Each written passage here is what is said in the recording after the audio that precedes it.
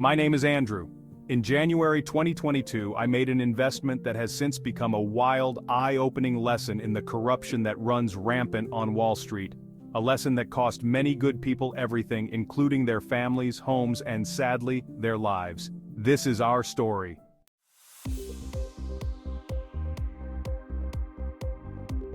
As a student of our free markets for 19 years, I am not a meme stock investor. I've never owned GME, AMC, or stock in any company that has claimed allegations of naked shorting. I don't believe in get rich quick. Since age 15, I have always worked hard for my money.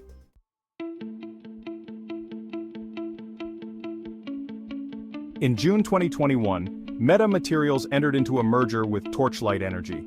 Torchlight took their assets and spun them into a preferred share that was never supposed to trade.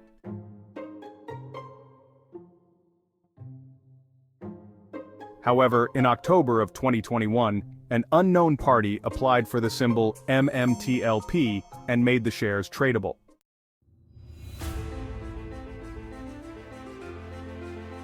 In January 2022, I bought MMTLP based on renowned geologist Rich Masterson's analysis of their leased property in the Oro Grande Basin, Texas. His analysis led him to believe the property potentially held around 3.2 billion barrels of light sweet crude oil and approximately 5.8 trillion cubic feet of natural gas.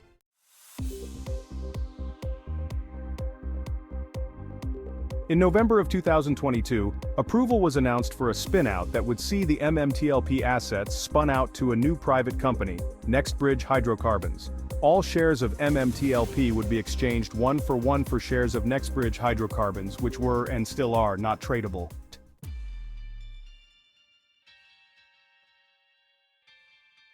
Between December 6, 2022 and December 8, 2022, FINRA, my broker, and Jeff Mendel of OTC Markets all told me and everyone else who inquired that we had until December 12, 2022, to sell our positions if we chose to. This is all documented fact and cannot be disputed. See? Brokers also told us in those last 2 days that any short positions would be forced to close because the NextBridge shares were not tradable. To that point in history, short positions were never allowed to exist in a private company.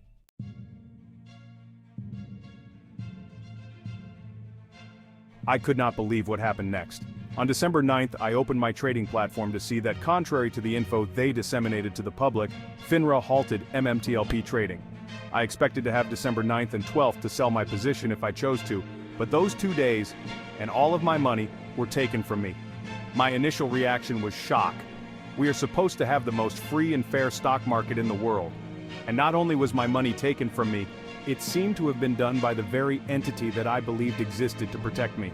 Surely they would provide some answers, right?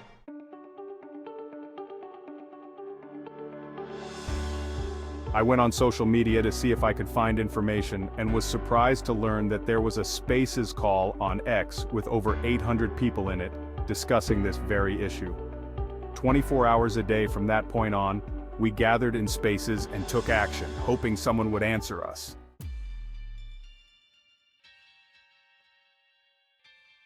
I very quickly learned on social media that it was believed the halt was enacted to prevent brokers, hedge funds, and bad actors from having to buy back a massive amount of shares that they sold but could not deliver. So we started asking, how many shares did they sell? Upon investigating, we learned that on the morning of the halt, trades were being executed for thousands of dollars per share. We later learned that these trades were reversed by the brokers before the trading halt. So we kept asking, how many shares did they sell?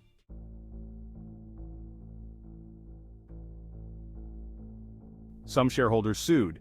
But in every single legal action, FINRA has used their SRO status to assert absolute immunity. They claim that even if what they did is illegal, we believe it is, they have free rein to do whatever they want without facing any consequences at all. No answers came.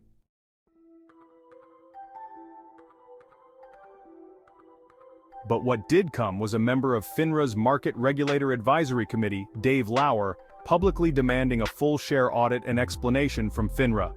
On March 16, 2023, for the first time ever, FINRA released a statement, with no audit, about a single security. FINRA released an MMTLP FAQ on March 16, 2023, that was replete with factual inaccuracies and misrepresentations.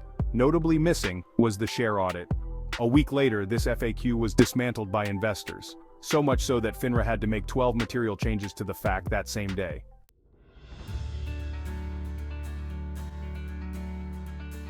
From March 2023 to present day, the MMTLP community has worked tirelessly on a grassroots movement that has reached the highest levels of our government.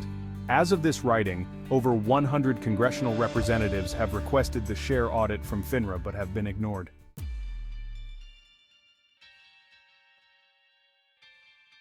During this time, we learned via FOIA that the SEC and FINRA both suspected that there was an issue with MMTLP 1 month after it began trading.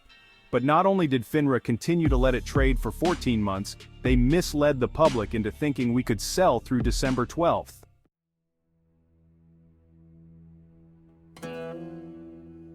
Also during this time, TradeStation admitted they don't have enough shares for clients.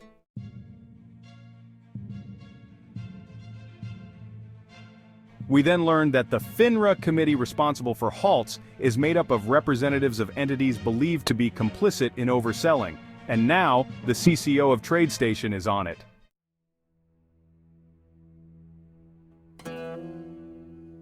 In an unbelievable turn of events, FINRA released another statement on MMTLP. In it, they stated that only 2.65 million short shares still exist in NBH. But the CEO released a statement stating that short sellers approached the company to buy multiples of that number. These facts lead many to believe that hardworking people invested in this security stood to make huge profits on the day of the halt. But the compromised regulator not only stepped in to halt trading, they allowed trades to be reversed to save their friends on Wall Street.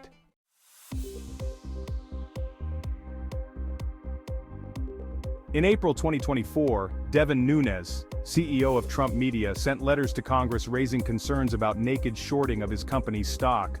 Nunes cited the same bad actors we believe were involved with MMTLP. He even attached our congressional letter to the one he sent.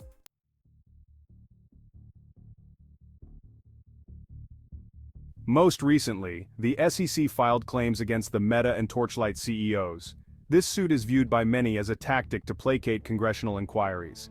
But the suit doesn't even mention MMTLP at all, nor do they provide a share audit, leaving investors still without transparency.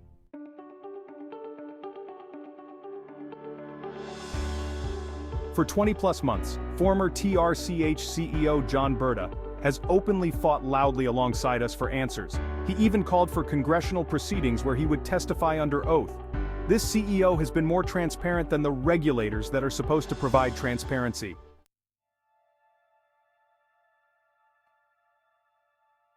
On August 28, 2024, NextBridge filed a form to allow them to sell more shares so they can stay afloat. While the SEC hasn't commented yet, investors held hostage for 2 years are afraid that the SEC will interfere with the company's ability to stay funded, forcing them into bankruptcy.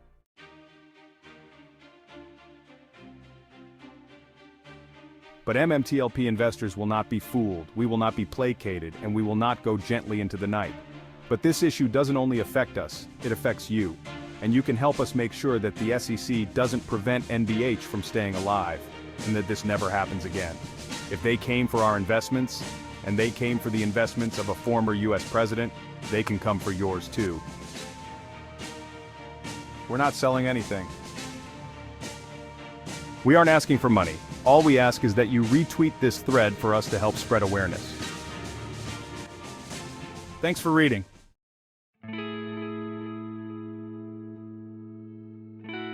For a complete sourced and cited timeline of the MMTLP events, please go to the Just Paste link on the screen.